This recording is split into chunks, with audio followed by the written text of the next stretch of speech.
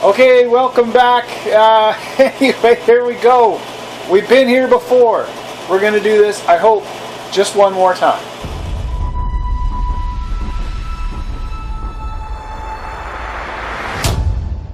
Today's project, we're going to get going on these, building the rails again. So, I know, if a job's worth doing once, it should be worth doing twice. Anyways, I've got the rails in, so they're all lined up. I'll move around later and show you a little bit more about that. But I spent a whole bunch of time this morning, actually 2 hours, which you're welcome. I didn't give you the tape of that, but I spent a couple hours just getting everything set up here, so that I think it'll work the way I hope it works. At any rate, I'm going to just, I'll take you in on a closer view of the rails, and we'll have a quick talk about that. Here we are. We've got the rails. The fun part, as we have a look, you can see that all 4 of those rails were bent pretty much exactly the same. I can't tell the difference. I've tried in every single way. Of course, they've got, I think we can see this, they've got 2 A's and 2 B's, and I've jokingly been saying to myself that given this is a Swedish cart, it should be this way. That's the best bad joke I have for today, folks. Okay, so the deal with the A's and the B's is, of course, the part's the same. It's which way the welds go on the part. All right, so just some little details I think that really make a product a nice thing. So thanks to Art Morrison for paying attention to those details. So we've got a weld line here on this tube on the inside, and on the inside both of part B, part A are the same way. They're the same size. There's lots of material here that I'm going to have to lose. But that's okay, I can figure that out. So there's an A and a B that pair together, and they have the weld line on the same size, that they look like a continuous part, and when you put them in your car, that's their way they're going to go. Now I've checked every other dimension, again off camera, because we don't all have to waste all our time with that. And they're very nicely done, so they're, all the same length. Curvature's all the same. Even if I pull them tight together, there's not a whole lot, like there's a little bit of a pinch actually through this area here, right through the part that got mandrel bent. It shrinks down ever so slightly. I mean, it's not anything that even somebody as anal as me is going to worry about. Alright, so here on the bench, what we have is a couple of risers. Now, I need 6 inches between the bottom of the rail and the top of the rail, but it's between the bottom of the rail and the bottom of the top. So again, that's not going to make a whole lot of sense, I understand, but if I take a rail out of my stack o' rails, it'll make sense pretty quickly. So let's just take rail A. We're going to need that in a minute. We set it up here, and we set rail B, the corresponding rail, down here. You should try this one-handed. It's a lot of fun. There, now you can see what we got to do here. So we need to be able to take these rails as a set and line them up somehow so this is straight. Okay, so we're going to use the sides and edges of tables and other things. It's not easy to get this jigged. So that's the idea in the most basic form. Now, again, this is a detail. I don't know if it's going to show up very well. The guys at the factory have even given me a start of a scribe line here. I think they just measured it to make sure they had sufficient room to make the measurement, but it's actually pretty close to what I need. So this is what I need, is 6 inches from this plane to this plane. So I've got that 6 inches.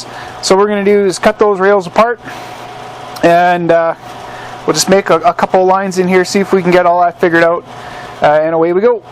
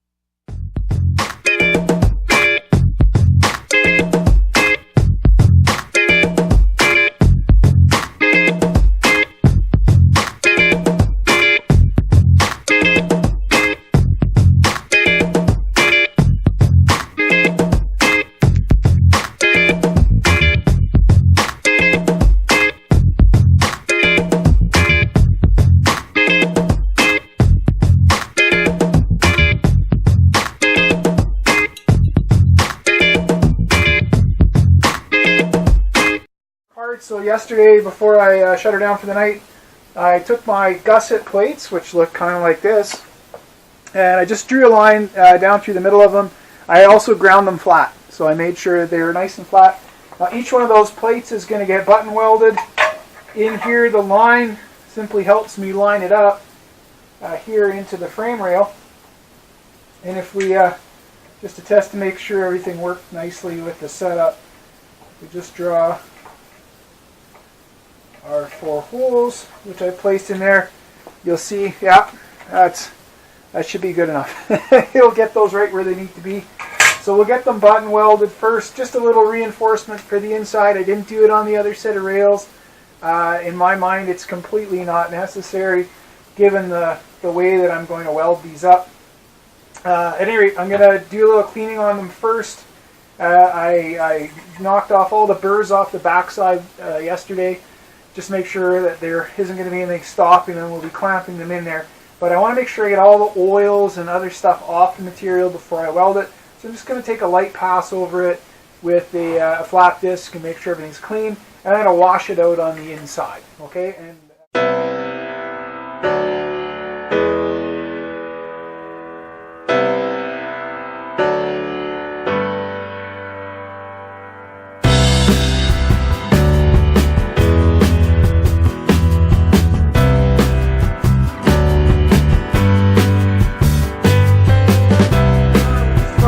started getting these frame rails welded up. At first I tried to set them up flat on the table, and I'm going to explain to you why that's not going to work. Okay, so all right, so here we are zoomed in. I'm just going to walk you through what the issue is. There's always an issue. It seems like this one's fighting me. When is something not fighting me on this project? So last time we put the little button welds in here. You can see those. They're pretty nice little guys. I haven't done a full fill on those. We just, they're not like they're tacked in. They're fully welded. It's just they're not quite flush with the surface yet. We're going to wait for that until we're a little bit further along in the weld process here. But you can see as we pull this rail in, she's a slidey little fit there. You have to put a magnet on that or something. But if I pull in and hold it and still have it so that you can see it, you remember the twist, right? So if we came straight down this rail, bang, we bump into the edge of this. Now, it's only about a 1/16 of an inch, and it is, you know, the sense of rotation of the twist. The top beam here is to the right. The bottom beam, well, as it's situated, is to the left. So they're sitting like this. And that's not going to work very well. If I try to lie it flat on the table here, my original idea was to space it off the back. I was going to space it off the back of these members here. These are 4x6 pieces of structural steel tube. So they're not, you know, nothing's square.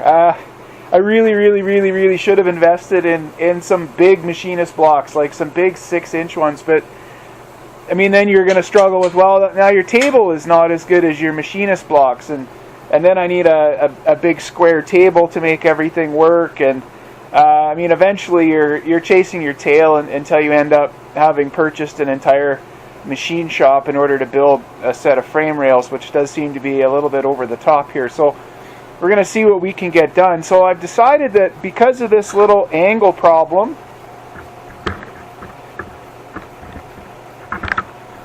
that I have here, where I can't lay it flat on the ground in relation to this surface. Now that twist isn't everywhere.